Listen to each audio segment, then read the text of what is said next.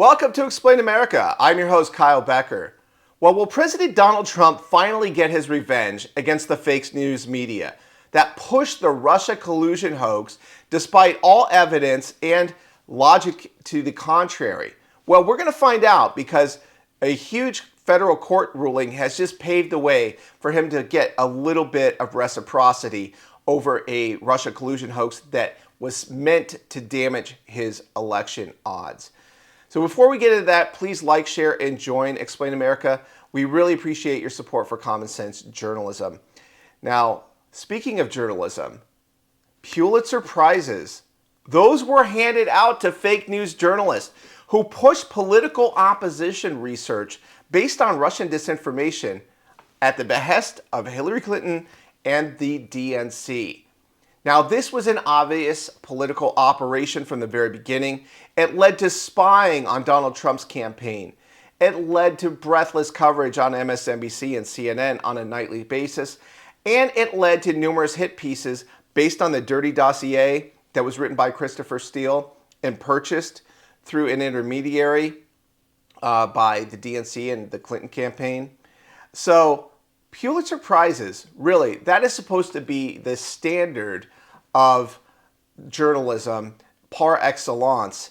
And this was handed out to journalists whose reporting has proven to be shoddy, if not outright misleading, smearing a political candidate for president as a traitor to Russia, not with just straight news reporting about what Comey did and with his investigation Crossfire Hurricane, but also with editorializing about Donald Trump. Nightly hysteria, trying to paint Donald Trump as a crony of Vladimir Putin.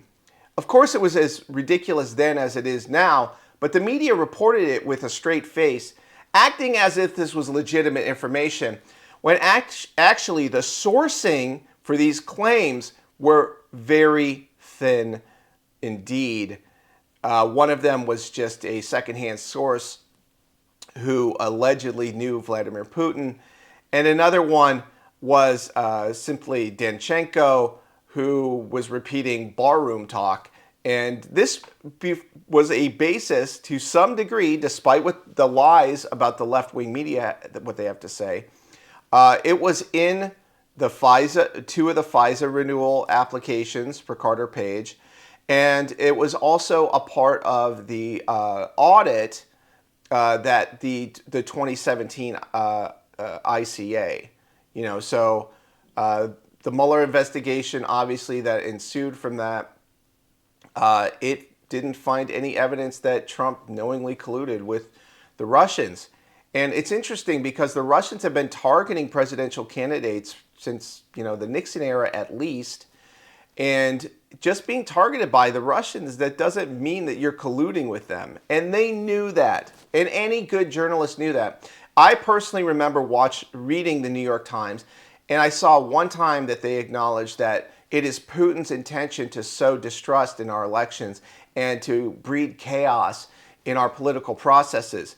That was the first glimmer of truth I saw in any of these reports, but it was completely overwhelmed and drowned out by the imbalanced, biased, partisan way that they tried to weaponize this information to attack Hillary Clinton's presidential opponent.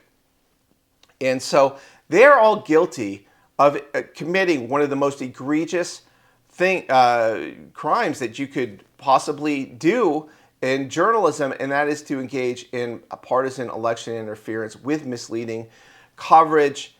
If you're working at one of these supposedly prestigious organizations, the New York Times, the AP, the Washington Post, it is your duty to report the truth. It is not your duty to silence the truth or to misrepresent it in order for you to push your personal or partisan agenda.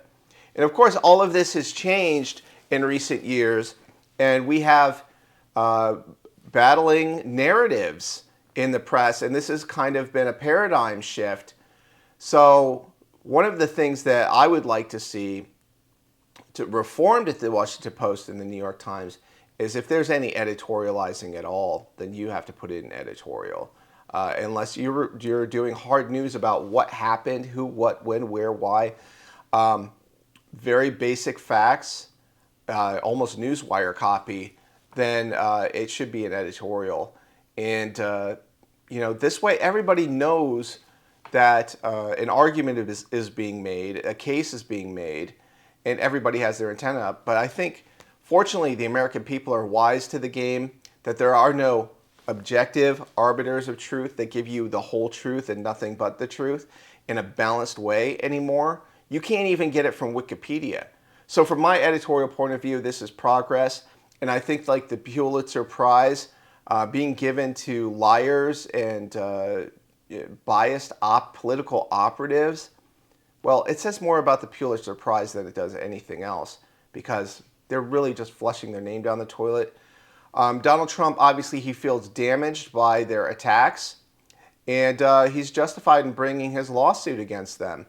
And so we'll see if there's some sort of reciprocity for the damage that they did to him. The Pulitzer Prize people, they had to have known that the journalism was shoddy at best. And so giving prizes to them validated unjustly their bogus fake news reporting.